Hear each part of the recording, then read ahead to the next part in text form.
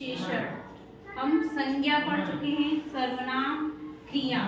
अब हमें पढ़ना है क्रिया विशेषण, जिसको एडवर्ब कहते हैं। क्रिया विशेषण, इसके नाम से हमें समझना है कि क्या है क्रिया विशेषण। क्रिया की विशेषता बताने वाले शब्दों को हम क्रिया विशेषण कहते हैं। क्रिया की विशेषता बताने वाले शब्दों को क्रिया विशेषण कहते हैं। क्रिया मतलब जो काम होता है, action word.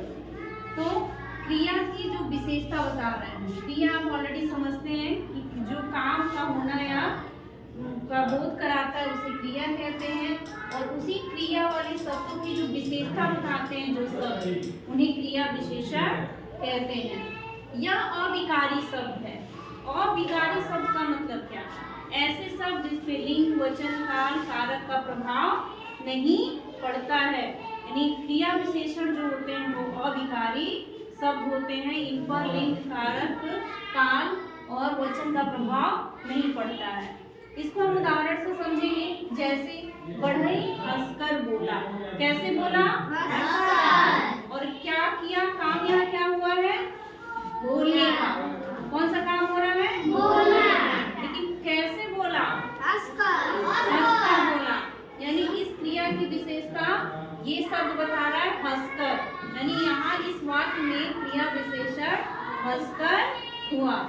The second word है, सेकेंड सेंटेंस है, अंगरक्षक जोर से चिल्लाया। यहाँ कौन सा काम हो रहा है? चिल्लाने का। लेकिन कैसे चिल्लाया? जोर से। यानी इसकी विशेषता ये जोर से बता रहा है कि वो जोर से चिल्लाया। यानी यहाँ पर क्रिया विशेषण जोर से हुआ। अब क्रिया विशेषण कई तरह के होते हैं। इनके मुख्य 4 प्रकार हैं। कालवाचक क्रिया विशेषण, रीतिवाचक क्रिया विशेषण, स्थानवाचक क्रिया विशेषण, परिमाणवाचक क्रिया विशेषण।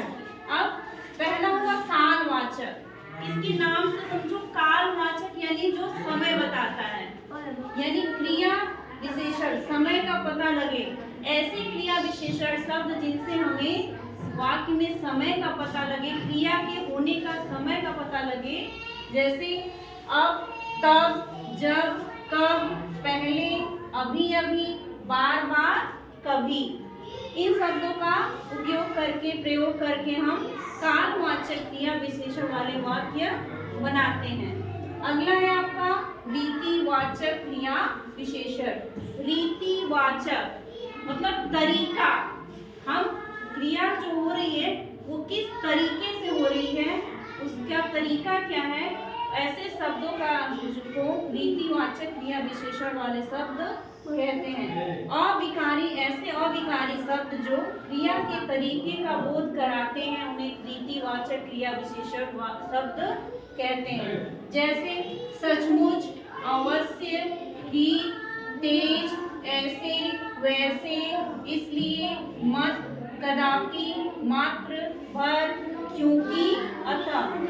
अब हमारा नेक्स्ट है स्थानवाचक क्रिया विशेषण। स्थानवाचक, स्थान मतलब जगह, मतलब जो क्रिया हो रही है वो किस जगह पर हो रही है।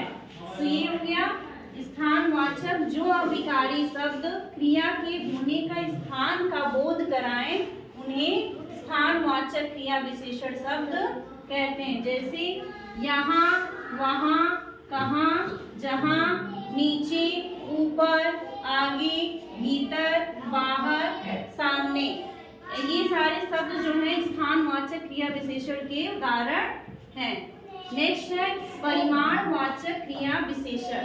परिमाणवाचक मतलब मात्रा, एक निश्चित संख्या।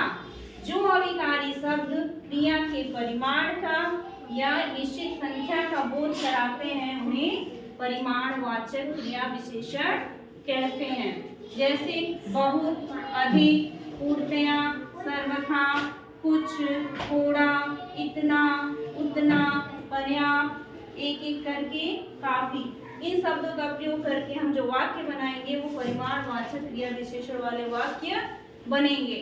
अब हमें एक एक करके उदाहरण से इसको समझते हैं।